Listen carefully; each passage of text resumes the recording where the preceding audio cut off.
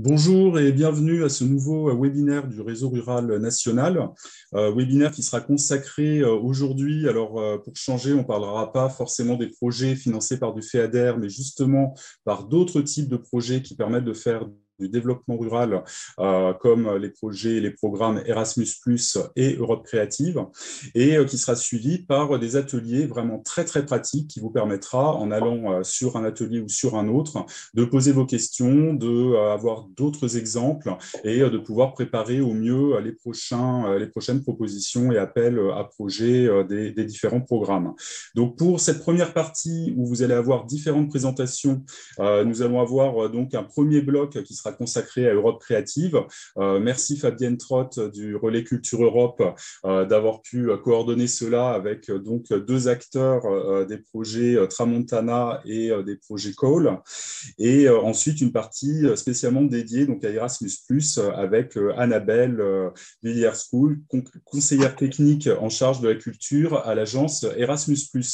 Je vais laisser la parole à Laurence Martin, collègue du ministère de la Culture, qui est référente pour le réseau rural national sur les sujets culturels et avec qui donc, nous travaillons beaucoup sur différents aspects pour donner quelques mots introductifs à ce webinaire et je passerai ensuite la parole à Annabelle pour faire de même.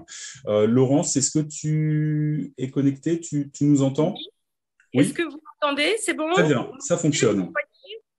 Ça va?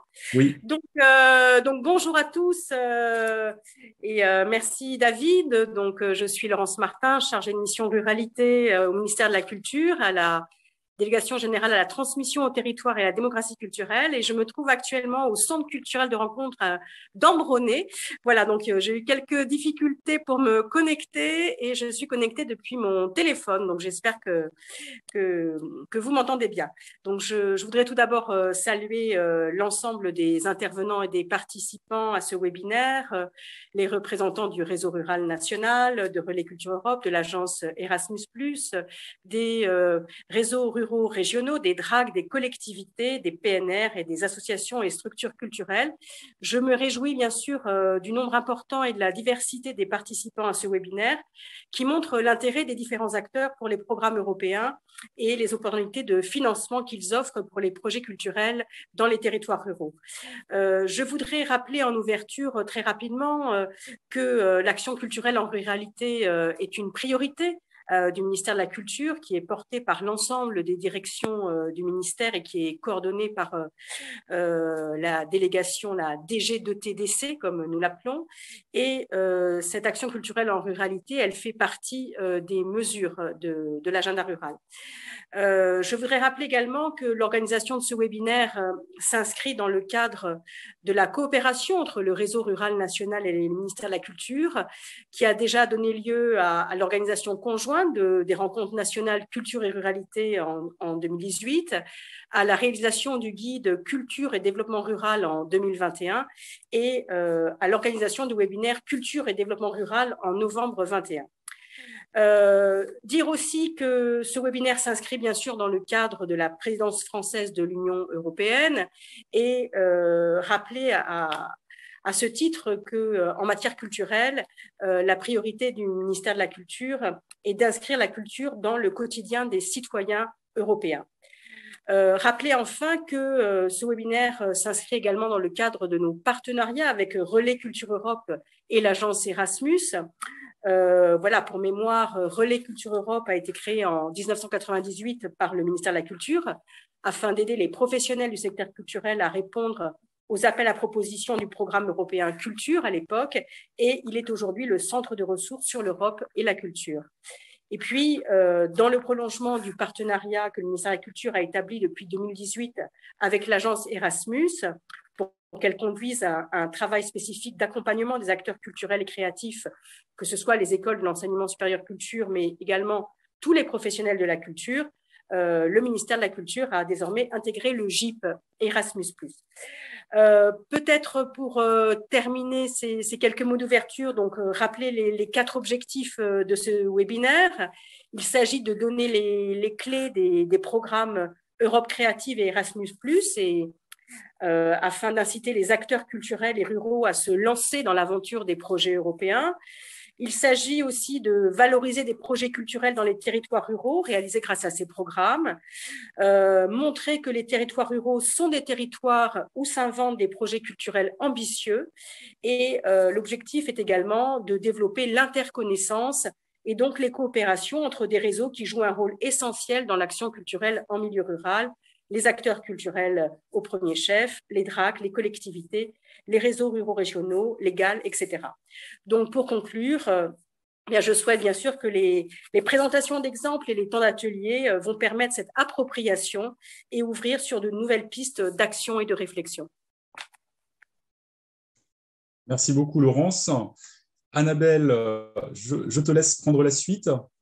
Merci David, merci Laurence. Mais juste pour me présenter rapidement, donc je suis Annabelle Vullier-Coul, je travaille à l'agence Erasmus+ France Éducation Formation au sein de l'équipe de direction. Je suis conseillère technique en charge de la culture et comme le disait Laurence à l'instant, voilà, c'est la 4e année en fait que nous avons une convention de partenariat avec le ministère. Et à ce titre, en fait, j'accompagne les acteurs et les réseaux de la culture, des industries créatives et culturelles sur l'ensemble du territoire national pour justement leur ouvrir la possibilité de participer au programme Erasmus+, de bénéficier en fait voilà, de ces financements pour des projets d'éducation, de formation dans une dimension européenne. Voilà, et je serai heureuse de vous en dire plus dans quelques instants. Merci beaucoup, Annabelle. Oui, on reviendra en deuxième partie donc, sur Erasmus+. Et donc, Fabienne, je te passe la parole pour qu'on puisse mieux découvrir la structure que tu animes et qui est un peu l'équivalent, on va dire, différemment, mais en fonction des programmes. Vous êtes vraiment le point de contact pour Europe Créative. Et en plus, vous faites beaucoup d'accompagnement sur les projets. Donc, vous êtes vraiment une clé d'entrée pour tous les acteurs, en fait, et membres du réseau rural. Annabelle, je te laisse commencer. Merci. Pardon, Fabienne. Pas de souci. Merci, David.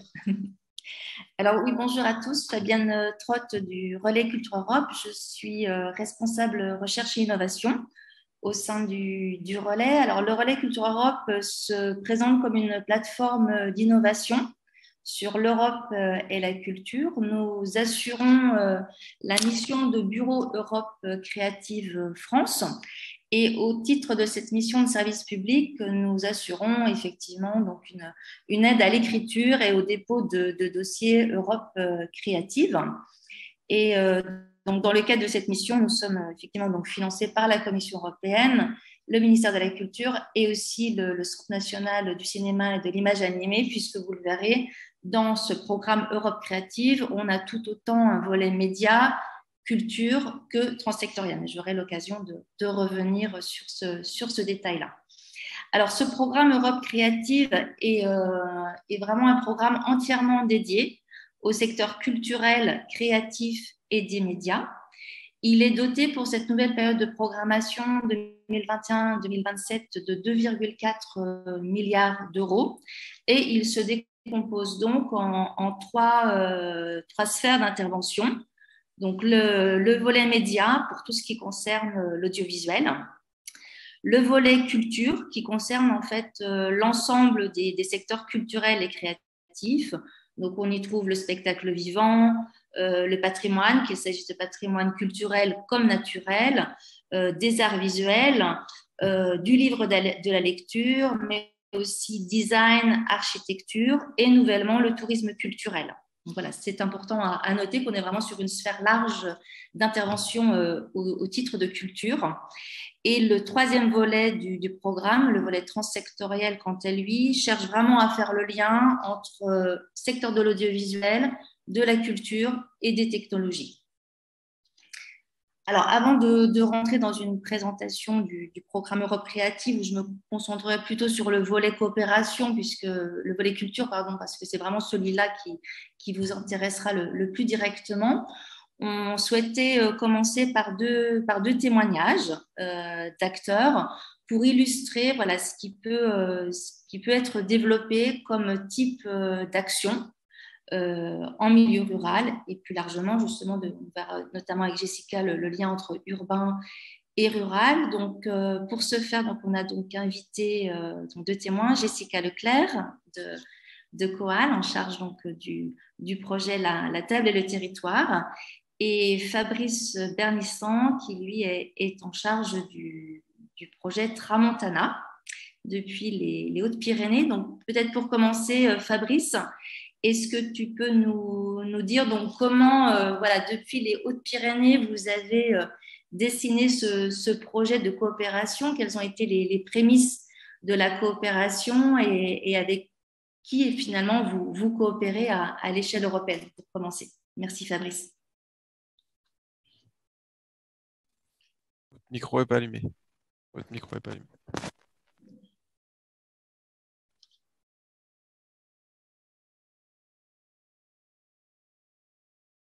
Le son. Voilà, c'est bon, on t'entend. Merci. Ah, parfait. Donc on a commencé par hasard un petit peu. On avait déjà eu des travaux en commun avec l'autre côté des Pyrénées, avec l'Aragon, mais sur des programmes Interreg, donc qui étaient avec des financements indirects. Et en 2009 environ, lors d'une conférence qui avait eu lieu en Allemagne, j'avais présenté nos travaux et on avait fait la connaissance avec un chercheur italien. Alors, nous, à l'époque, ce qu'on faisait, c'est qu'on est toujours très attachés à la ruralité. Et donc, il s'agissait pour nous de recueillir des témoignages oraux auprès des habitants des Pyrénées pour avoir accès à leur savoir-être et à leur savoir-faire. Et donc, en rencontrant ce chercheur italien, donc en Allemagne, on est tombé d'accord pour se retrouver en Italie, dans les montagnes qu'il habitait. Et là, on a rencontré un anthropologue, on était plutôt linguistes. On a rencontré donc un anthropologue, on a été sur le terrain, voir un peu les affinités qu'on avait. Et on s'est rendu compte qu'on faisait un peu la même chose. Donc, on se tournait vers les gens, et les uns et les autres, et on essayait de mettre en valeur leur savoir par le recueil, mais également par la mise en valeur et la diffusion. Donc, juste pour préciser, c'est vrai qu'au niveau de ta structure de Nosats Bigorra, voilà, tu étais déjà sur ce travail-là autour de l'oralité. Peut-être oui, tu peux faire le lien voilà, avec... Oui, mais on n'avait pas les aspects anthropologiques, on ne les avait pas vraiment. C'était plutôt linguistique, et, parce que nous, on s'intéressait beaucoup au Gascon.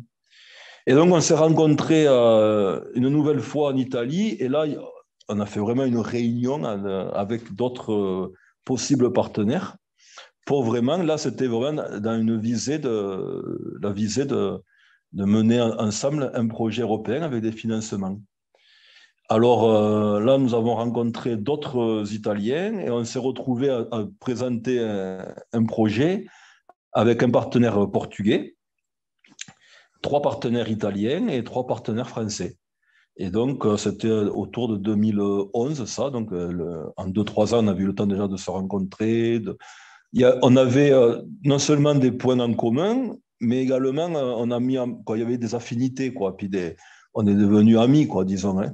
Et donc, pour nous, c'est important aussi.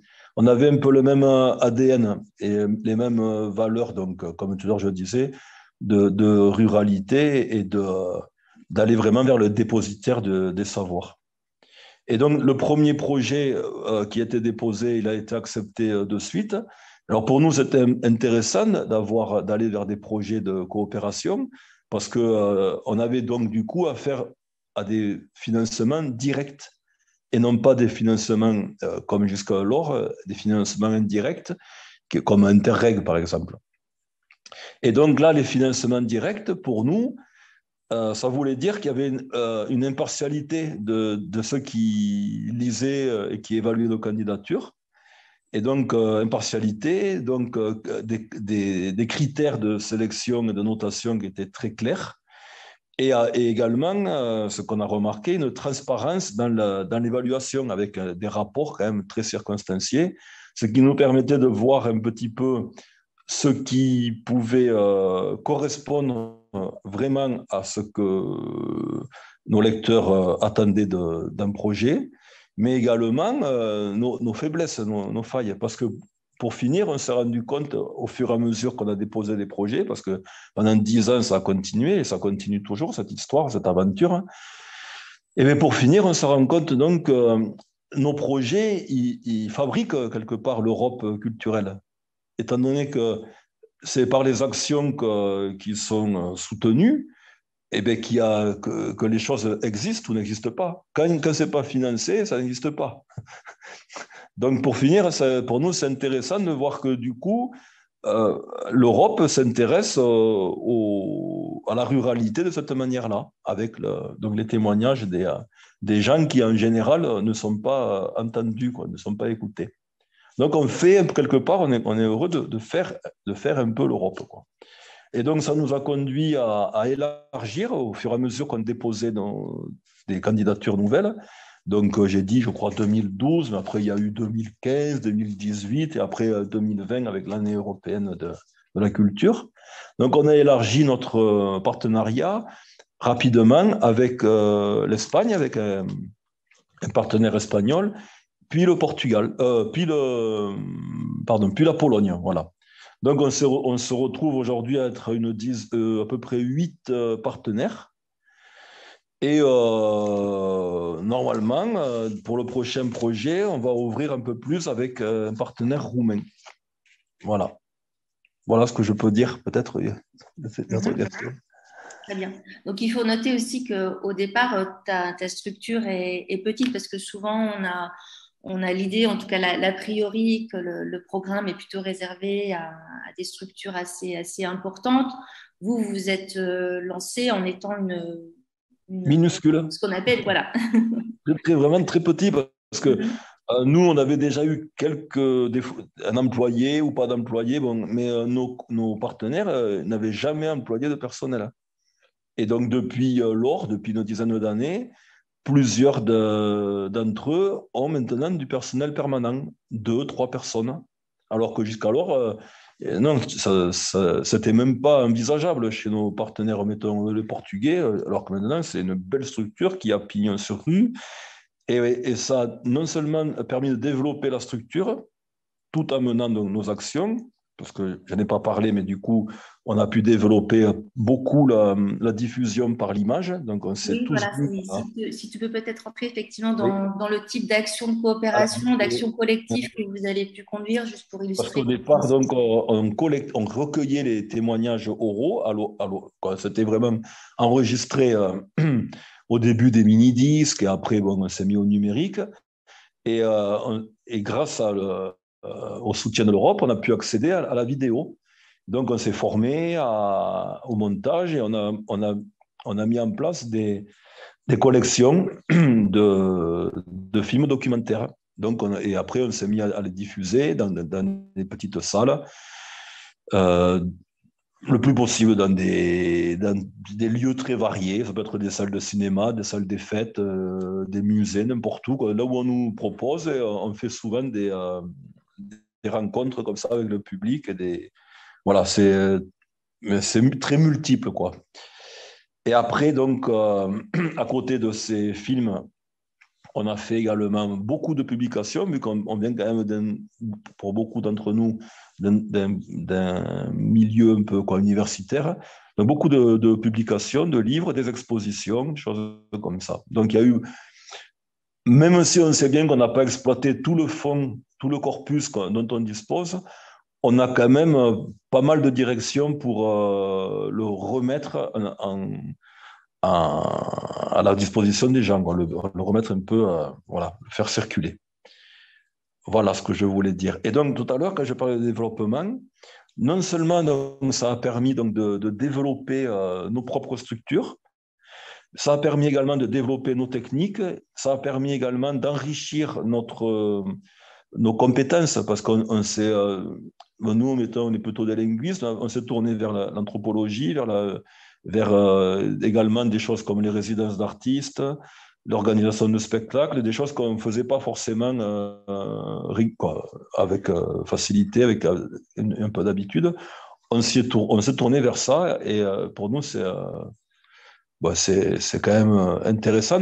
Ça nous permet de coller davantage à la réalité, quoi, puis aux moyens de diffusion actuels. Voilà ce que je peux dire un petit peu. Bah, très bien, merci beaucoup Fabrice. On voit voilà, comment voilà, d'un projet initial aussi vous avez pu évoluer et vous avez pu saisir aussi le potentiel aussi que pouvait représenter le programme pour développer des choses nouvelles, développer des compétences aussi nouvelles, tout en faisant l'adéquation avec les populations aussi. Il y a cette dimension qui est forte dans votre projet. Oui, oui. Eh bien, Bon. merci beaucoup pour ton Bien sûr. témoignage. On va passer la parole maintenant à Jessica. Jessica, peut-être deux petits mots sur Coal pour faire le lien après avec le projet La Table et le Territoire et quels enjeux finalement vous avez cherché à travailler à travers ce projet de coopération européenne.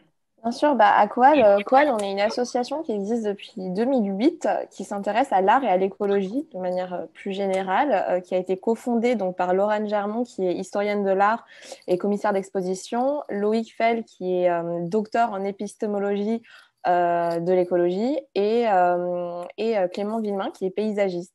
Donc en fait, à Coal, on s'intéresse beaucoup à l'art et à l'écologie de manière générale. On fait du commissariat d'exposition, on coordonne des projets, dont le projet La Table et le Territoire, donc, qui est un réseau de coopération européenne qu'on a conçu, et on a réuni du coup 8 acteurs majeurs de l'art, l'alimentation et du territoire depuis 2019. Et donc par le projet La Table et le Territoire, on a vraiment voulu explorer, proposer un espace de recherche et d'expérimentation au croisement de l'art, l'environnement, l'agriculture, la nourriture et la santé. Donc, pendant 3 années, donc, depuis 2019, on a mené près d'une 50aine d'expérimentations qui ont réuni des artistes, des penseurs, des agriculteurs, des paysans, des acteurs politiques et des citoyens pour démontrer les potentialités des solutions fondées sur la culture dans la transformation des territoires alimentaires. Donc en fait, on a passé plusieurs mois à étudier donc, ces approches croisées entre art, sciences et société via des recherches-créations menées par des artistes et par des scientifiques sur des territoires très spécifiques, vu que nos partenaires en fait, sont partout en Europe, sont dans plusieurs pays européens. On a également cherché à renforcer les capacités des citoyens pour les aider à agir de manière plus durable localement sur leur territoire. On a aussi soutenu du coup, des nouveaux modèles commerciaux d'une typologie de lieux hybrides, parce qu'en fait, tous les partenaires de notre réseau sont vraiment des lieux qui sont à l'intersection de plusieurs activités. C'est des fermes qui ont été fondées par des artistes, qui produisent de la nourriture, mais qui font... elles ont vraiment des actions transdisciplinaires, voilà. Et on a aussi structuré en fait un réseau d'acteurs culturels et scientifiques qui sont intéressés par ce sujet. Donc, on a mis en place en fait un atlas qui est, en fait, c'est une carte qui recense toutes les initiatives d'art, d'écologie, de ruralité en Europe pour l'instant, et on aimerait l'étendre à dans le monde dans le futur. Voilà, et donc là, dans le cadre du redéploiement de la Table et le Territoire, on va s'intéresser plus précisément aux nouvelles pédagogies par l'art et s'intéresser à l'alimentation du futur. Voilà pour un peu la présentation de la Table et le Territoire et les objectifs principaux. Je ne sais pas si vous voulez que je rentre dans le détail des membres en fait, qui constituent notre réseau.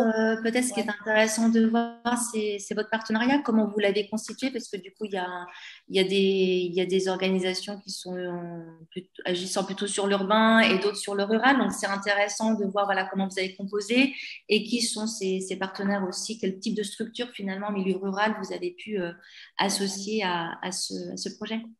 Tout à fait. Du coup, c'est pour étudier la question dans sa globalité, qui est de l'art et l'alimentation. En fait, on s'est vraiment, il nous a semblé essentiel de réunir des acteurs urbains comme des acteurs ruraux. Donc, pour entrer un peu dans le détail, on a 3 acteurs urbains qui composent notre réseau. Donc, on a Zone Sensible, qui est la dernière ferme urbaine de la Petite Couronne à Paris, de 3,7 hectares. Et donc, on a un collectif artistique, le Parti Poétique, fondé par Olivier Darnay, mène en fait des résidences artistiques, des expositions, des actions avec des populations locales et des cours de cuisine avec les légumes de la ferme, parce que du coup c'est une ferme aussi qui produit des légumes en permaculture. Donc Zone Sensible est notre partenaire français.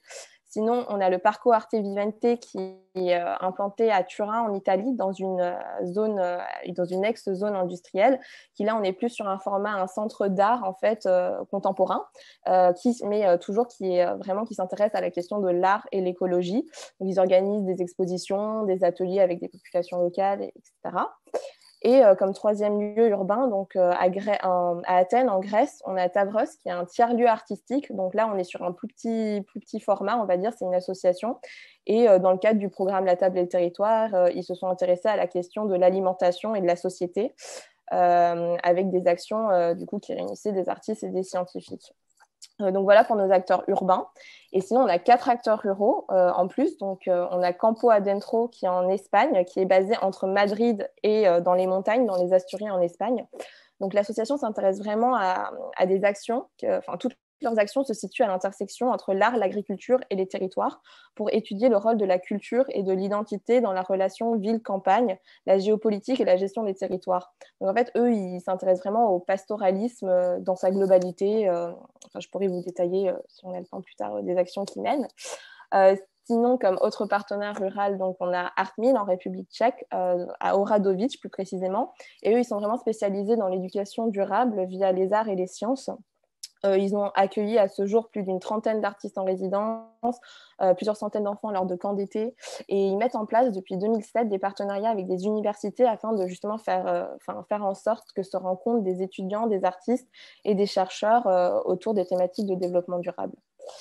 Et un autre partenaire rural qu'on a, il s'appelle My Villages, ils sont aux Pays-Bas et ils ont mis en place une école de la ruralité. En fait, en anglais, c'est the Rural School of Economics. Et c'est une structure translocale, collaborative et nomade, justement, qui étudie les dynamiques liées à la ruralité en lien avec des communautés rurales, des organisations culturelles et des institutions scientifiques. Donc, ils sont implantés à ils sont nomades. Ils ne sont pas de lieu attitré. Voilà, et en plus le programme est suivi on collabore avec plusieurs structures scientifiques comme notamment le LADIS qui est le laboratoire des dynamiques sociales et de recomposition des espaces qui est rattaché au CNRS ou encore le réseau Marguerite qui mène en fait une étude scientifique tout le long de notre programme La Table et le Territoire. Très bien. Et comment se joue justement cette complémentarité entre partenaires urbains, ruraux? Peut-être que tu peux illustrer avec une ou deux activités qui te semblent assez... Bien sûr. Justement, Campo Adentro, dont je parlais précédemment, c'est notre partenaire espagnol qui, en fait, a mis en place, dans le cadre du programme, une école des bergers. Actuellement, ils sont à leur 13e édition et en fait, ils s'intéressent justement à former les générations futures au métier du pastoralisme. Donc, leurs étudiants sont plutôt urbains et réunissent des étudiants, des artistes, mais aussi des personnes qui veulent vraiment se reconvertir professionnellement. C'est vrai que les artistes, ils auront plutôt une approche plutôt sensible d'apprendre un savoir-faire plutôt pour l'intégrer à leur travail d'artiste, mais il y a aussi des gens qui veulent vraiment se reconvertir professionnellement. Et donc, les cours ont lieu à la fois à Madrid, parce que du coup, Campo Adentro a un centre d'art et de recherche en plein cœur de Madrid, mais ils ont également plusieurs locaux dans des petits villages dans les Asturies. Et donc, en fait, ces cours mêlent théorique et pratique et du coup sont conçus en collaboration avec des bergers qui sont sensibles au territoire dans des villages. Donc, en fait, pendant ces cours, les étudiants voyagent dans plusieurs villages et justement apprennent ce savoir-faire ancestral et traditionnel par des bergers. Donc, ça permet aussi à redynamiser en fait un métier qui aujourd'hui perd de son attractivité en Espagne, en Europe d'ailleurs, plus généralement. Donc voilà, pour vous donner un exemple. Et sinon, à l'inverse, toujours Campo Adentro, en périphérie de Madrid, ils ont justement constitué une bergerie pour justement permettre à des jeunes urbains, des enfants, à se sensibiliser aux vivants et à la faune montagnarde à travers des ateliers pédagogiques. Parce que c'est vrai que quand on est enfant et qu'on grandit en ville, on n'a pas toujours accès, on va dire, à la montagne ou à la faune montagnarde, etc. Donc c'est aussi dans la logique de transmettre un savoir-faire rural à la ville.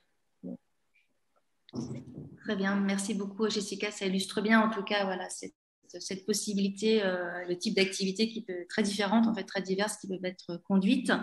Je ne sais pas, David, si à ce stade, il y a peut-être des questions qui ont été posées soit à Fabrice, soit Alors, à Jessica. il y avait vraiment une question d'ordre plutôt général et qui rejoignait un peu la thématique. Alors, c'est quelque chose, je pense, que la personne pourra aborder en atelier, mais bon, on peut en parler maintenant. C'est justement quelqu'un qui souhaiterait développer, par exemple, un projet autour d'une BD historique. Est-ce que c'est possible et c'est finançable par Europe Créative? C'est voilà, un thème de proposer, savoir si leur projet peut, dans le terme de financement d'Europe Créative, créer en fait une BD historique. Ça peut rentrer dans les champs éligibles. Alors, en soi, on va dire que dans les activités financées, on a vraiment des activités très, très diverses. Hein. Ça va effectivement, enfin, ça peut être de la résidence d'artiste et on peut tout à fait aussi avoir de la BD. Après, c'est le cadre qui, comment dire, qui contraint, en tout cas, qui est un cadre de coopération, c'est-à-dire une structure en tant que telle, qui seule, on va dire, voudrait développer une BD, ce n'est pas possible dans le cadre d'Europe Créative, puisque ce qui est recherché au départ, c'est vraiment de rentrer dans des logiques de coopération, d'avoir en fait un objet, un enjeu commun, et à partir de cet objet, enjeu commun, après, on développe des activités qui sont communes ou pas, mais qui reposent quand même sur cet enjeu commun qui a été défini par le groupe de partenaires. Donc voilà, en tout cas, c'est possible, mais dans un cadre de coopération. D'accord, merci. Très bien. Alors, s'il n'y a pas d'autres questions, je vais peut-être passer à la présentation synthétique du volet culture. Alors, je vais faire le partage d'écran. Alors, je pense que c'est bon, ça a l'air de s'afficher. Oui, ça fonctionne bien. Super. Alors, donc je vais me concentrer effectivement donc, sur le programme Europe Créative, sur l'entrée du volet culture. Donc, ce volet culture, il peut soutenir deux grands types d'actions.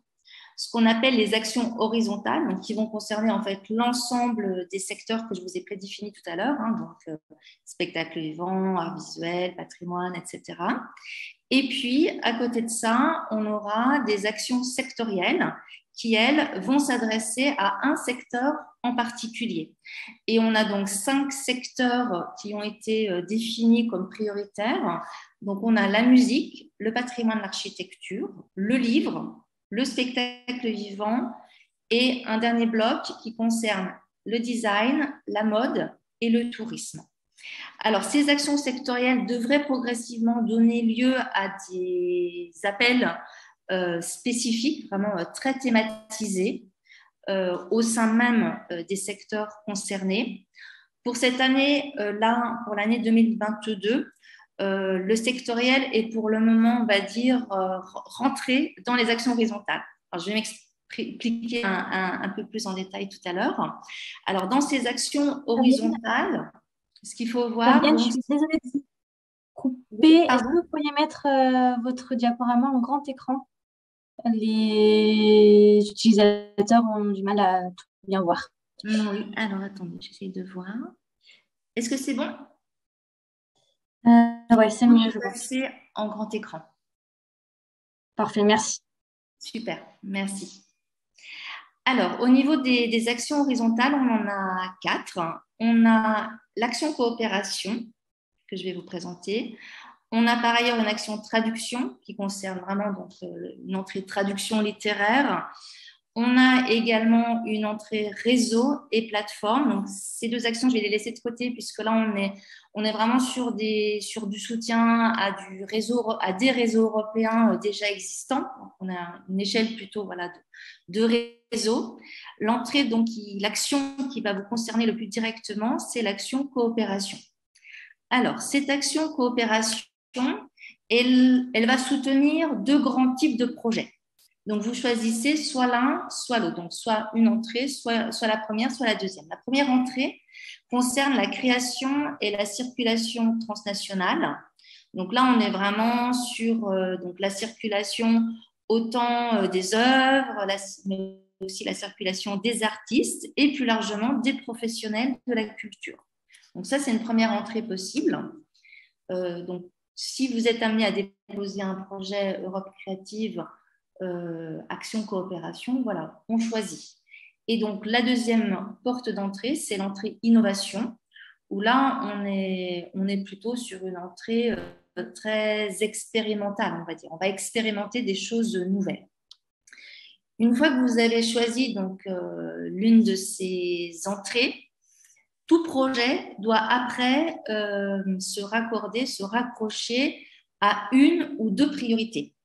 Et ces priorités sont vraiment directement en lien avec les enjeux, les stratégies et les stratégies à l'échelle européenne.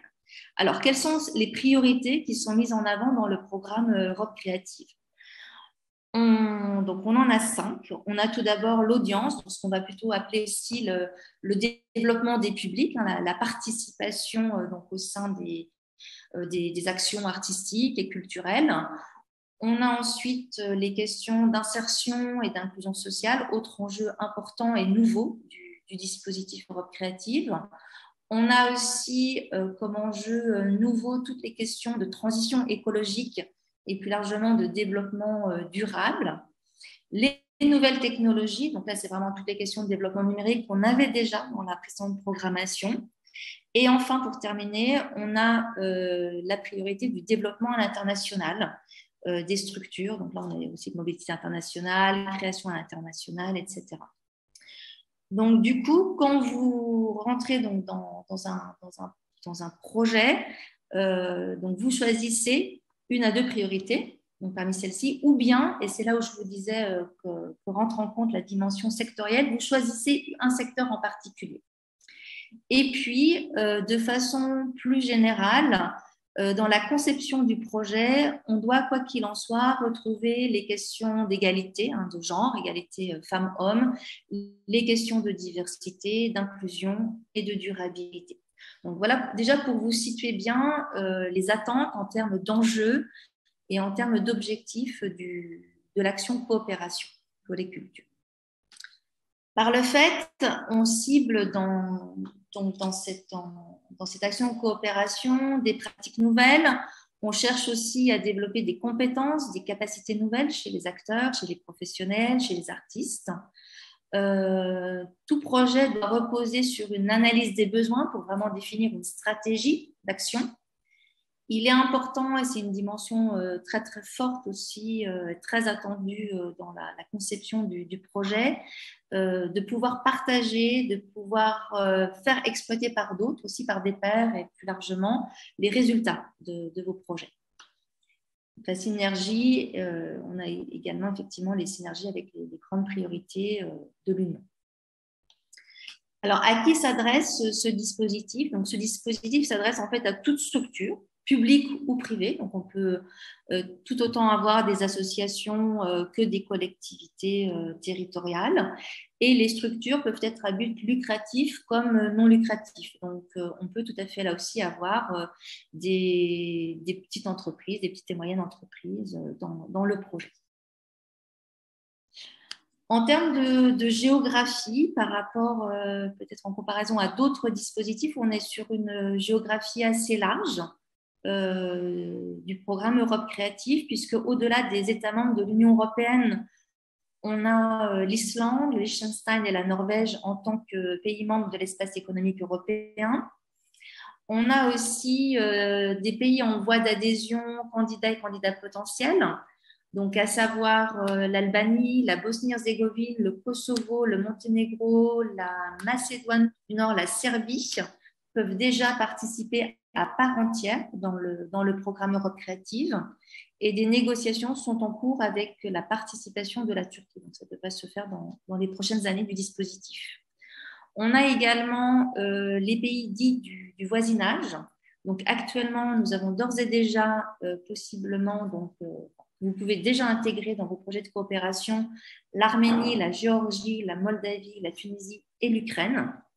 Et en cours de négociation, l'Algérie, Israël, le Maroc et la Palestine. Voilà pour vous donner aussi quand même voilà, l'ampleur géographique du dispositif. Pour terminer, donc, sur cette présentation synthétique, puisqu'on reviendra après plus en détail dans Juste une petite l'atelier. question, excuse-moi Oui. Fabienne, juste une petite question par rapport en fait à la notion de coopération entre acteurs. Est-ce qu'elle peut être à l'échelle d'un même territoire ou faut-il que ce soit avec d'autres pays obligatoirement? Alors, elle est obligatoirement avec d'autres pays européens.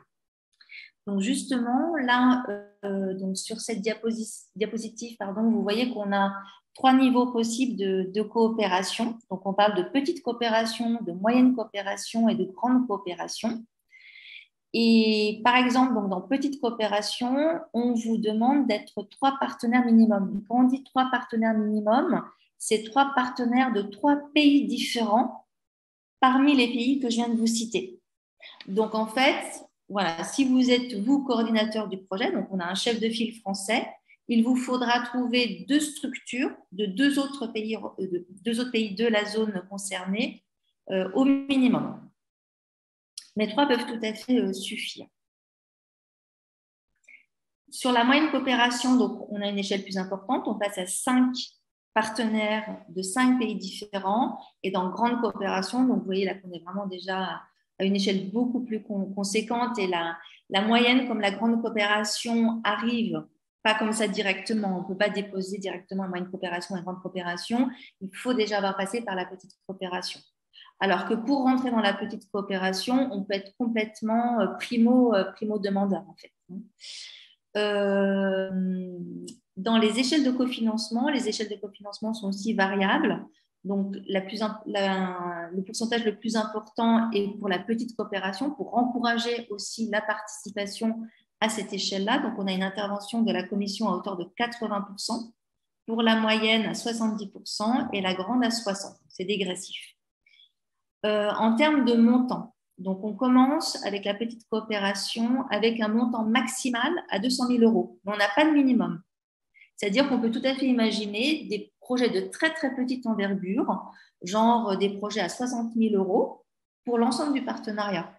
Donc, ramener à 1 an ou 2 ans de partenariat, vous voyez qu'on peut être sur de petites activités qui permettent vraiment déjà de se faire la main, on va dire aussi, au dispositif et de commencer une coopération. Pour la moyenne coopération, on passe déjà à une échelle beaucoup plus conséquente, on a 1 million d'euros d'intervention de la Commission européenne, et pour la grande coopération à 2 millions. Pour les 3 niveaux de coopération, on a la même durée maximale, c'est 48 mois. Et là, pareil, c'est le partenariat qui décide de la durée. Donc, ça peut être beaucoup moins. On peut être sur 12 mois, peut-être sur 8 mois. Ça, c'est plutôt pour la petite coopération. Et puis, ce qu'il est aussi important de noter, c'est qu'on a un préfinancement au démarrage du projet qui est plutôt important. Il a été augmenté par rapport aux précédentes programmations, puisqu'il est de l'ordre de 80% de votre budget, donc de la participation de la commission. Et donc, cela pour toute taille confondue de coopération. Donc, voilà déjà pour vous donner ce schéma. Donc, autant pour voir donc, les enjeux auxquels un projet de coopération culture doit répondre, et puis dans sa réalisation, qu'est-ce qu'il demande aussi en termes d'échelle de coopération et de partenariat et de géographie de coopération. Et Fabienne, on a eu une question en fait sur les types de structures qui peuvent justement s'insérer dans le programme. Oui. Toutes les structures, ou il y a des restrictions? C'est tout type de structure à partir du moment où il y a la personnalité morale. Donc, c'est tout type de structure publique ou privée, à but lucratif ou non lucratif. Par contre, si un artiste en tant que tel ne pourra pas être partenaire, vous voyez, mais par contre, une association, une collectivité, un parc naturel régional peuvent l'être. D'accord, merci. Et on a eu une autre question par rapport à la présentation du projet Transmontana. Est-ce qu'il est possible de rejoindre, d'intégrer un nouveau partenaire ou pas? Ah, alors je ne sais pas si on a encore Fabrice avec nous. Je ne vois pas les. Alors, oui, peut-être que le son est désactivé. Mais... C'est un intérêt de partenariat. Fabrice, tu nous entends? Fabrice a peut-être quitté la salle, mais de façon générale, est-ce qu'une fois que le projet est retenu, est-ce qu'un nouveau partenaire peut s'ajouter en fait au partenariat déjà fixé comment est-ce que cela peut arriver, peut se faire et comment?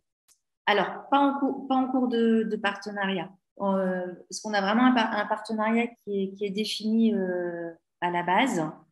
Ça peut arriver, mais je dirais accidentellement, si par exemple on est sur un projet, il y a 3 partenaires, donc on est sur un minimum, et puis pour X raison, un des partenaires doit quitter le projet. À ce moment-là, le projet ne se retrouve plus qu'à 2 partenaires, et là, il n'est plus éligible. Donc à ce moment-là, il y a toute une relation qui est mise en place avec la Commission européenne, et un troisième et nouveau partenaire doit à ce compte-là rejoindre le projet, mais ça, c'est dans des cas extrêmement, extrêmement rares, quoi. Et une dernière Par question. contre, ce qu'on peut voir, c'est par exemple comme dans le projet de Fabrice, donc ils ont déposé plusieurs projets, c'est généralement des projets sur 1, 2 ans. Donc après, par contre, on a vu que dans son évolution de projet, il élargit à chaque fois son réseau, ses partenariats avec des partenaires nouveaux, tant du côté français qu'au niveau européen. Parce que là, dans les partenariats, quand je vous dis 3 partenaires de 3 pays différents, donc ça c'est la base, c'est le minimum, mais rien n'empêche, par exemple, si vous avez les 3 de base, d'avoir 3 partenaires français et 2 partenaires européens. Vous voyez, à partir du moment qu'on a bien le respect de la base initiale, on peut avoir plus de partenaires d'un seul et même pays. Et donc, deux dernières questions.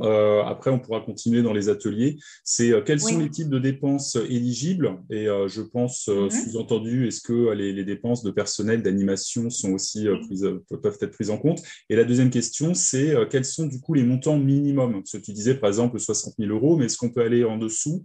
Est-ce qu'il y a un minimum, en fait, sur les montants?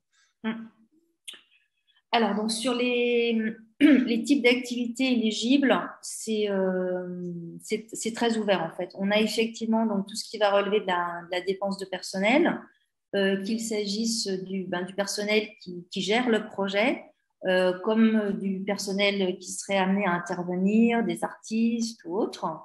Après, tout ce qui va être frais vraiment directement liés à la coopération, des frais de mobilité, ça peut être des frais de mise en place de résidence d'artistes, des frais de publication, des frais de mise en place d'une exposition, de traduction. Voilà, après, c'est vraiment tout ce qui va concourir à la bonne réalisation de l'action de coopération. C'est très large. C'est très large. Voilà. Et après, donc, il n'y a pas de montant minimal. En fait, là aussi, ça va être plutôt dans le montant minimal va se définir dans la logique du partenariat, de ce que vous allez conduire comme activité sur la durée du projet aussi. Nous, les plus petits projets qu'on a vu déposer, c'est 60 000. Voilà. D'accord. Alors, donc, on a beaucoup d'autres questions, mais j'invite les participants à les reformuler au début de l'atelier, puisque nous devons continuer à avancer. Juste quand même pour vous rappeler que toutes les présentations seront disponibles sur la page dédiée au webinaire, et vous aurez aussi les contacts pour pouvoir accéder au portail de ces programmes et pouvoir retirer les projets, les dossiers. Vous pouvez déposer sur une même programmation plusieurs fois, parce que c'est une question qui est revenue plusieurs fois des projets. C'est pas parce que vous avez un seul projet que vous n'avez plus le droit de reproposer d'autres projets sur une même programmation. Et donc, on verra ça par la suite, en fait. Donc, pour l'atelier numéro 1, qui sera consacré donc à... Oh, excusez-moi, c'est l'atelier numéro 1 qui sera consacré à Erasmus+, et l'atelier numéro 2 qui sera consacré donc à Europe créative. Voilà, qu'on verra tout à l'heure. Donc, on continue avec Erasmus+, et Annabelle, je te passe la parole pour la partie dédiée. Merci David. Merci Fabienne pour ces explications ainsi que pour les témoignages sur des projets Europe créative. Alors, je vais partager mon écran peut-être.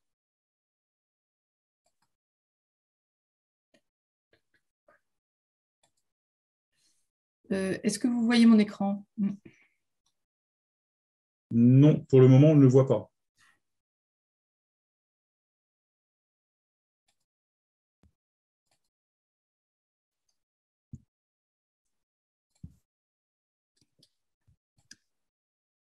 Voilà, le partage a commencé. C'est bon, on voit l'écran, il suffit juste de le mettre en plein écran et c'est bon. Je pousse les vignettes pour pouvoir y accéder. Voilà. Alors, je ne vais pas revenir en fait, hein, mais donc nous avons cette convention de partenariat avec le ministère de la Culture qui est entrée dans le conseil d'administration de l'agence Erasmus. Et dans ce cadre, nous mettons en place des accompagnements, des formations et nous travaillons pour toujours aller au plus près des besoins, au plus près des acteurs tels que les participants à ce webinaire que finalement nous avons plus de mal à atteindre. Donc, on est très heureux d'être là. En fait, voilà, l'agence Erasmus+ s'engage pour la culture depuis quelques années pour financer des projets de mobilité de tout type d'acteurs, pas seulement l'enseignement supérieur comme on le retient un petit peu du programme, mais tout type d'acteurs, des acteurs de la formation professionnelle, des acteurs scolaires, des acteurs de l'éducation des adultes, comme on les appelle, c'est l'éducation tout au long de la vie. Le programme Erasmus+ finance aussi des projets de coopération.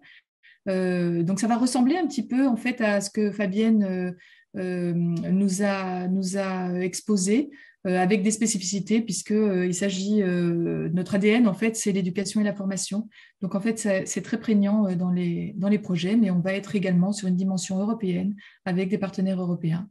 On a mis une page pour la culture, en fait, sur le site de l'agence, et vous avez une adresse dédiée pour nous contacter si vous le souhaitez. Après, vous pouvez vous adresser directement à moi également.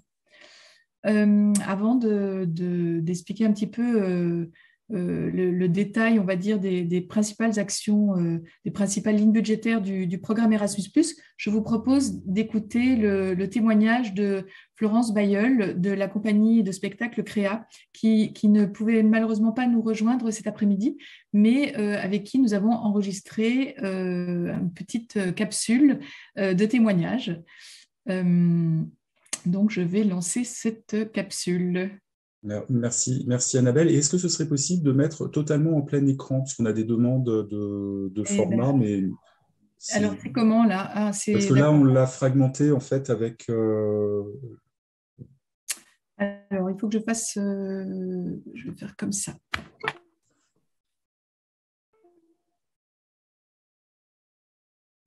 Est-ce que c'est mieux? Oui, très bien. Alors, il faut que je fasse un nouveau partage. Je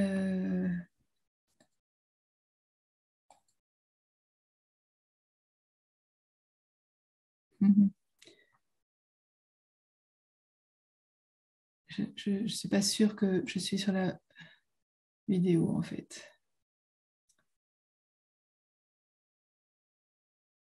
Là, je pense que c'est ça. Si, on y est. Voilà, je lance la vidéo. Est-ce que vous voyez mon écran? On voit l'écran pour l'instant. Enfin, peut-être lancer pour voir si on entend le son. Mais... Bonjour à tous. C'est bon? Alors, c'est la voix de Florence Bailleul et je lance la vidéo. À de suite. C'est toujours un plaisir de pouvoir collaborer sur ce qu'on a fait et pouvoir éventuellement faire avancer les choses. Alors, petite présentation de notre structure. Donc, c'est la compagnie Créa. C'est une compagnie d'art vivant plutôt sur le théâtre de marionnettes installé en Normandie. Et nous fêterons nos 15 ans l'année prochaine. Je m'appelle Florence Bailleul et je suis bénévole, présidente et administratrice de la compagnie. Donc, du point de vue de nos activités, on a deux grands axes.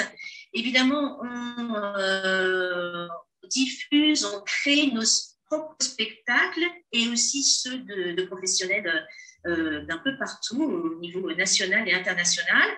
Et puis l'autre grand axe, c'est aussi la médiation culturelle, pour faire simple et court, c'est-à-dire tous les ateliers artistiques qu'on peut mener en rapport avec les arts vivants.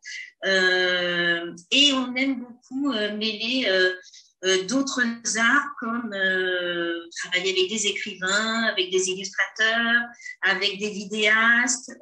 Voilà, aujourd'hui, les arts vivants, c'est aussi croiser les arts. Donc, on est installé en Normandie dans un tout petit village qui s'appelle le Ménil-au-Grain, ça vous dira rien. On est à une vingtaine de kilomètres de Caen. On travaille aussi bien au plus près des habitants, c'est-à-dire vraiment sur le territoire très local, qu'au niveau départemental, régional, national, et on a un grand volet sur l'international, voilà, qui nous plaît énormément parce que ça amène de la valeur ajoutée à la compagnie au niveau local, donc c'est très important pour nous. On dispose de 2 scènes itinérantes, donc c'est des scènes très atypiques. On a installé des salles de spectacle dans des bus qu'on appelle des créabus. Donc il y a le créabus qui tourne depuis une dizaine d'années, et cette année est sorti le créabus 2.0.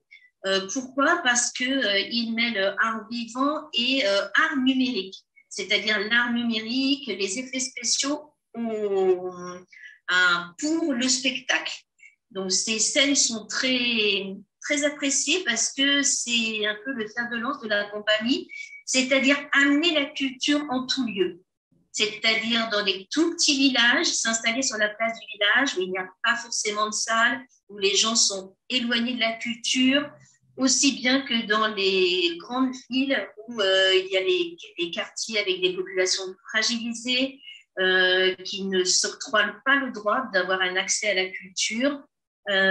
Donc, c'est vraiment voilà, ce qu'on défend, c'est aller à la culture, aller au plus près des gens avec la culture.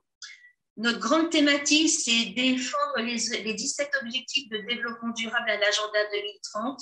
Et nous, on pense qu'il est crucial que la culture, dans sa globalité, soit quelque chose de transversal à ces 17 ODD. Et donc pour toutes les valeurs qu'on porte au niveau international, on est labellisé par l'UNESCO et on fait partie du grand réseau des clubs UNESCO. Il y en a 4000 dans le monde et on a été labellisé l'année dernière pour une période de 3 ans. C'est un renouvellement, donc on en est très, très fiers. Et on fait aussi partie de l'Institut international de théâtre, qui est la plus grande plateforme d'art vivant dans le monde. Et on a des projets très concrets qui vont se mettre en place, dont on vous parlera certainement plus tard, en tout cas j'espère. On est une petite équipe, on est 4 permanents et on travaille beaucoup avec d'autres professionnels. Et pour faire court au niveau des financements, sachez qu'on n'est pas, voilà, on n'a pas de subvention publique, on vit financièrement à travers notre travail, et on a des subventions publiques aux projets. Donc, on dépose des projets pour avoir des fonds publics et des fonds privés à travers des fondations aussi. Voilà en gros la présentation. Merci, c'est très intéressant. On voit que vous êtes connectés, que vous êtes sur développement durable, transdisciplinarité, sur le digital également. Mais donc, à l'origine de votre projet, est-ce qu'il y avait un constat ou comment tout ça a démarré? Alors oui, en fait, c'est un petit peu justement le lien entre les clubs UNESCO et Erasmus. On a fait, pour nous, Erasmus, c'était un peu comme tout le monde, c'est-à-dire sur l'ancienne école réservée aux étudiants, et on n'avait pas trop connaissance qu'il y avait des choses qui se faisaient dans plein de domaines grâce au programme Erasmus, et notamment sur la formation des adultes. Et donc, on a rencontré Estelle Duprat, qui est venue faire un exposé lors de la journée nationale des clubs UNESCO. Et on s'est dit, ben voilà, pourquoi pas, on a un relais sur l'international, on a besoin de se former. Donc, le constat, il a été effectivement de la formation tout au long de la vie, ça existe et on y a le droit. Et le programme Erasmus est une porte très intéressante pour pouvoir concrétiser nos attentes et donc former notre équipe, former nos professionnels, former nos bénévoles pour pouvoir après répercuter ce que nous aurons appris grâce au programme Erasmus+, auprès de nos publics, c'est-à-dire pouvoir retransmettre. C'est de ça qu'on s'est nourri et c'est de là qu'est partie l'idée de postuler pour pouvoir aller former notre équipe en Europe. Donc, c'est un premier projet de mobilité de l'éducation des adultes, la formation de vos permanents au sein de l'équipe de Créa. Voilà, tout à fait. C'était effectivement notre premier projet. Et du coup, qui sont vos partenaires? Comment avez-vous identifié vos partenaires? Donc, les partenaires du projet Atlas, chez lesquels on s'est rendu, c'est ça? Oui. Donc, en fait, alors, il faut savoir une chose, c'est que notre projet est malheureusement tombé en plein dans la crise sanitaire. Donc, bon an, mal an, on a dû s'adapter et rebondir et rebondir, que ce soit nous ou nos partenaires. Donc, en fait, on a trouvé nos partenaires grâce notamment à la plateforme EPAL et à d'autres supports comme une Gateway. Et on a trouvé nos partenaires par rapport aux objectifs qu'on s'était fixés. Donc, nos objectifs, il y en avait 3 principaux. C'était un support linguistique par rapport à notre équipe, puisqu'il y avait vraiment un besoin de pouvoir renforcer l'apprentissage, notamment de l'anglais au sein de l'équipe. Et il y avait l'inclusion sociale par les arts, puisqu'on travaille beaucoup avec des publics fragilisés chez nous. Et il y avait aussi, puisqu'on est beaucoup sur la thématique du développement durable, comment intégrer le développement durable dans le milieu artistique. Et donc, on a fait des recherches sur plusieurs plateformes et on a trouvé des partenaires donc en Croatie, à Chypre et en Italie qui ont fait l'objet de 4 mobilités. On a passé 2 semaines en fait en Croatie avec des thématiques différentes et on a été reçus par des structures très bien rodées qui nous ont très bien accueillis. Après, j'avoue que le choix est parfois difficile parce qu'il y a énormément de propositions. Donc, être vigilant au niveau de qui choisir et comment choisir. Et oui, c'est ça. Et donc, du coup, vous êtes allé dans ces structures c'était pour quelles activités? C'était de l'observation? C'était des stages de formation? Oui, voilà, c'est ça. Donc, en fait, on était dans le contexte sur notre premier projet. Donc, c'était aussi une façon d'appréhender et de se dire qu'est-ce que c'est, au fond, pratiquement parlant, que les mobilités, qu'est-ce que c'est que les mobilités Erasmus+.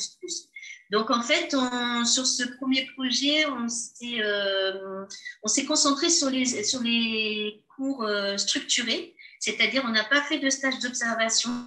Et puis en période Covid, c'était vraiment compliqué. Donc en fait, les cours ont été posés, reposés, décalés, toutes les conditions sanitaires pour les transports internationaux. On s'est concentré sur des cours structurés. Et est-ce que au final, vous considérez que, parce que votre projet s'est terminé, est-ce que vous avez atteint les objectifs que vous vous étiez fixés? Est-ce que cette expérience était conforme à vos attentes? Alors, oui, puisque là, on vient, donc le projet est terminé, on a rendu en début d'année notre rapport final à l'agence Erasmus+. Ce rapport a été approuvé et bon, il a été quand même, il n'y a qu'une seule activité qu'on n'a pas pu mettre en place à cause du Covid, mais il répond complètement à nos attentes, c'est-à-dire qu'au niveau des objectifs d'apprentissage linguistique, les personnes les adultes qui sont partis étaient extrêmement réticents parce qu'ils avaient en mémoire l'apprentissage scolaire et ils se sont rendus compte qu'ils étaient à fond partants pour renouveler l'expérience parce que c'est une autre méthode. Ils ont abordé l'anglais avec d'autres méthodes qui les ont vraiment réconciliés et voilà, ils avaient pour eux l'image du professeur au fond de la classe parce qu'ils ne savaient pas parler et là, c'était vraiment une autre approche. Donc oui, à fond sur cet objectif-là. L'inclusion sociale, aussi parce que bien qu'on ait une très grande expérience, ça nous a permis de confronter un petit peu ce que nous, on mettait en place par rapport à d'autres structures, à d'autres partenaires qui participaient aussi au cours, comment eux l'appliquaient dans leur pays. Et puis par rapport au développement durable, ça nous a carrément permis, de pratiquement parlant, de mettre en place des ateliers qui vont pouvoir être un plus par rapport au spectacle qu'on propose déjà sur cette thématique de développement durable, soit par rapport à l'eau, soit par rapport à la sauvegarde de la planète. Donc oui, pour nous, c'était pas un 100% à cause du Covid, mais un 90% sur très, très satisfait. C'est pas mal, c'est pas mal. On arrive au bout du temps qui nous est imparti. Peut-être un petit mot de conclusion. Est-ce qu'il y a une suite à ce projet Erasmus+, avec Erasmus+? Alors oui, ça nous a donné l'envie, vraiment donné l'envie de continuer. Ça nous a ouvert des portes sur l'international en Europe, parce que nous, on a une grosse partie de l'international en Asie et en Afrique. Et donc, on avait aussi besoin d'avoir plus de contacts en Europe. La suite, elle est déjà en cours, c'est-à-dire qu'on a postulé sur l'accréditation, le premier appel à candidature de l'agence pour l'accréditation, et on a été retenu. Donc, en fait, ça, c'est une très bonne nouvelle. Ça nous a permis de postuler sur la candidature 2021 pour nos mobilités, et ces mobilités ont déjà été mises en place. L'accréditation, je pense que vous en reparlerez, mais c'est tout simplement, avec les valeurs qu'on porte, avoir accès à une possibilité de financement dans les années à venir de manière beaucoup plus simple. Et nous, on est très contents parce que du coup, ça y est, c'est parti, nous, pour les mobilités de la candidature 2021. Et donc, on part le mois prochain. Et on espère développer et déposer un projet de partenariat simplifié avec la Slovénie. Alors, écoutez, bravo. Je regrette que nous n'ayons pas davantage de temps pour évoquer ce projet-là, mais peut-être que ça sera l'occasion une prochaine fois. Un grand merci, Florence Bailleul, pour votre témoignage enthousiaste, et pour cette belle réalisation, et puis la promesse de nouveaux beaux projets avec Erasmus+. Un grand merci à vous. Merci à vous, bon webinaire, et puis je reste disponible. Voilà.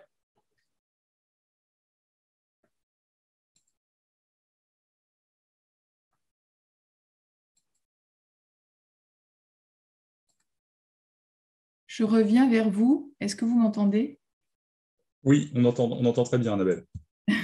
Donc, je suis revenue sur la page de mon diaporama. Je pense que c'est bon. Est-ce que c'est ce que vous voyez? Oui, c'est ça. Donc, du coup, Florence Bailleul ne pouvait pas venir aujourd'hui, mais elle me proposait, si vous avez des questions à lui poser directement, n'hésitez pas à me les envoyer. Je les lui transmettrai. Elle prendra contact avec vous. Voilà. Est-ce que je vais un petit peu plus loin peut-être ou est-ce que vous voulez vous poser peut-être des questions par rapport au projet sur les parties techniques? Je pourrais certainement y répondre.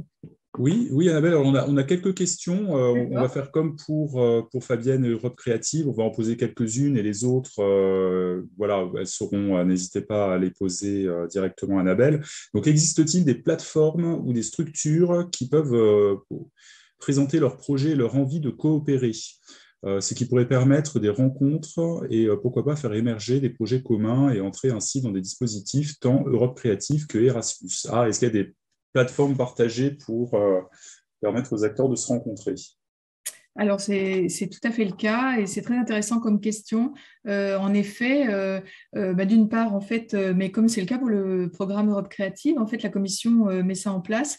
Il s'agit de ce qu'on appelle les plateformes de résultats des projets. Tous les projets, en fait, qui ont été financés sur le programme Erasmus+, sont répertoriés dans une plateforme dont je vous communiquerai du coup la l'adresse URL dans le document que vous pourrez mettre, que David, tu mettras en ligne.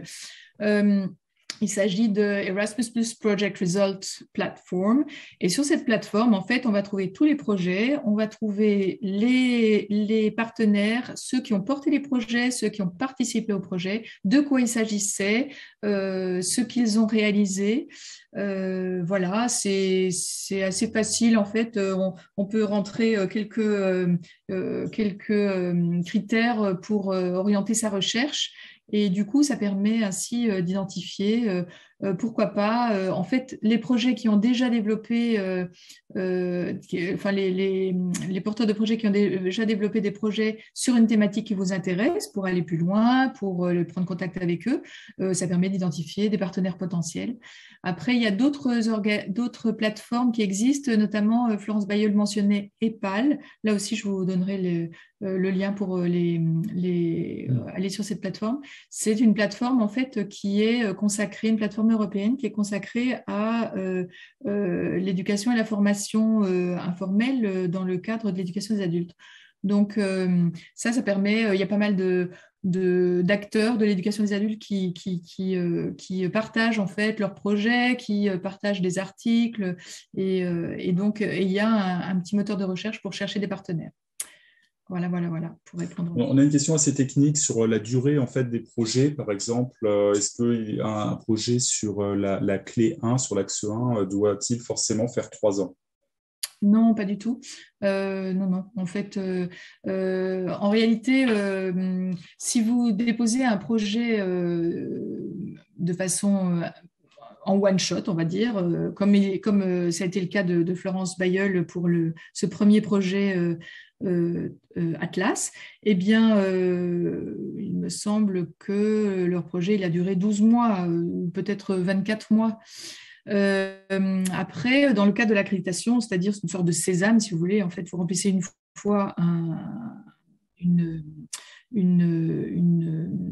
une candidature en expliquant un petit peu sur les années à venir ce que vous souhaitez faire, le type de mobilité que vous souhaitez mettre en place, pour quel public, avec quel type de partenaire, voilà, dans quel cadre, pour répondre à quelle priorité européenne. Et bien, après, ça vous permet en fait chaque année de déposer c'est une demande de subvention, mais extrêmement simplifiée en réalité, et sur certains secteurs éducatifs comme l'éducation des adultes, il est quasi garanti, enfin en tout cas c'est le cas par exemple pour Florence Bailleul et la compagnie Créa, ils ont obtenu 100% des financements qu'ils avaient demandés. D'accord. Encore juste quelques petites questions et après on va passer à l'étape des ateliers. On a parlé des associations, mais est-ce que des collectivités, des intercos peuvent être chefs de file et monter des projets Erasmus+? Oui, bien sûr. En fait, tout type, c'est pareil que pour Europe Créative, hein, tout type de structure, donc pas en individuel, mais tout type de structure, pour peu qu'il y ait un numéro INSEE, que ce soit une structure publique, une structure privée, est éligible à déposer un projet de financement auprès du programme Erasmus. Donc, effectivement, les collectivités territoriales sont les bienvenues et d'ailleurs, nous participerons aux assises de la FNADAC qui vont se tenir à 7 au mois d'octobre prochain pour justement aller vers les collectivités territoriales davantage et être à l'écoute en fait de leurs besoins en termes de formation, d'éducation. D'accord. Et pour la partie en fait des financements, est-ce qu'il y a besoin de financement complémentaire sur le projet ou pas? Alors, sur les projets de mobilité, comme sur les projets de partenariat dont nous avons la gestion budgétaire, puisqu'il s'agit de budgets décentralisés gérés par l'agence française, ce qui veut dire que vos projets en fait, sont en concurrence uniquement avec d'autres projets français. Eh bien, non, en fait, c'est un financement à 100%. Il n'y a pas besoin d'avoir de cofinanceurs. Après, il est vrai que lorsqu'on monte un projet, c'est quelque chose qu'on verra peut-être dans le cadre de l'atelier, mais lorsqu'on monte un projet de coopération, il s'agit de montants forfaitaires de budget qui sont alloués pour chaque type de projet. On n'arrive pas juste au montant forfaitaire proposé. Souvent, le projet il va coûter un petit peu plus cher et cette partie, ce delta, cette différence, ça va être peut-être la partie… Alors, donc, ça ne nécessite pas un cofinancement, mais en réalité, la structure ainsi que la structure qui porte le projet ainsi que ses partenaires, en réalité, ils cofinancent parce qu'ils mettent des ressources humaines à disposition, parce qu'ils mettent peut-être des salles à disposition, parce qu'ils ont peut-être sollicité une collectivité territoriale pour avoir une salle, pour avoir des contacts presse et tout ça. En fait, ce cofinancement, il va se trouver plutôt dans cette dimension-là, si vous voulez. Il ne s'agit pas d'un autre partenaire financier à proprement parler. D'accord, pour la partie valorisation. Et on a, par exemple, du côté FEADER, leader sur la mesure coopération, on a la possibilité d'intégrer des pays tiers. On a parlé tout à l'heure aussi sur Europe Créative. Est-ce que c'est quelque chose qu'on peut faire avec Erasmus+? Oui, tout à fait. Alors bon, à la base, c'est un programme européen. Hein, donc, en fait, je ne vous cache pas que quand on monte son projet, l'idée, c'est de travailler avec des partenaires ailleurs en Europe, de monter en compétences au sein des pays membres du programme. Alors, au-delà des 27 États membres de l'Union européenne, on va retrouver en fait quelques-uns des pays qu'on trouve également sur le programme Europe Créative. Ben, les 3 pays membres de l'espace économique européen, la Norvège, l'Islande et le Liechtenstein.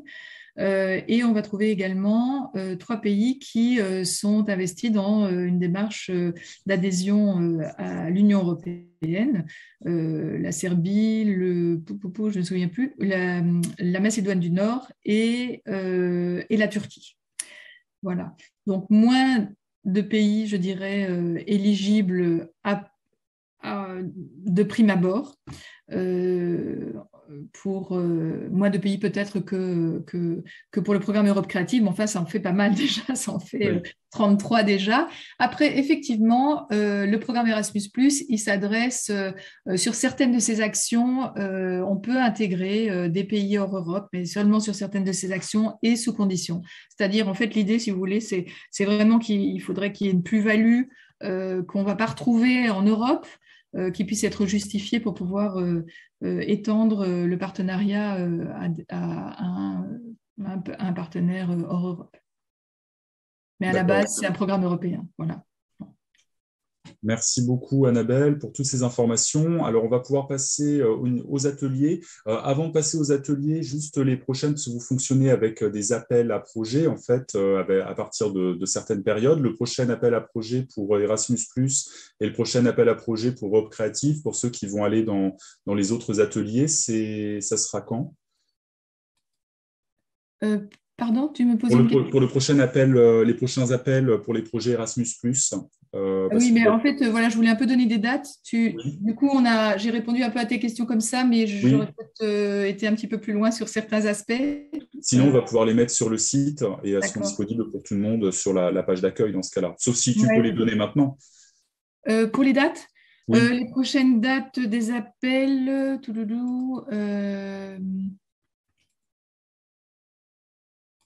au mois d'octobre, il me semble.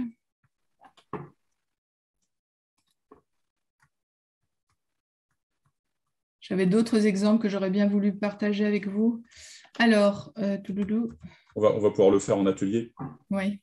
Donc, il y a un deuxième appel pour les partenariats de coopération éducation des adultes, le 4 octobre. La date de clôture est le 4 octobre à midi, heure de Bruxelles.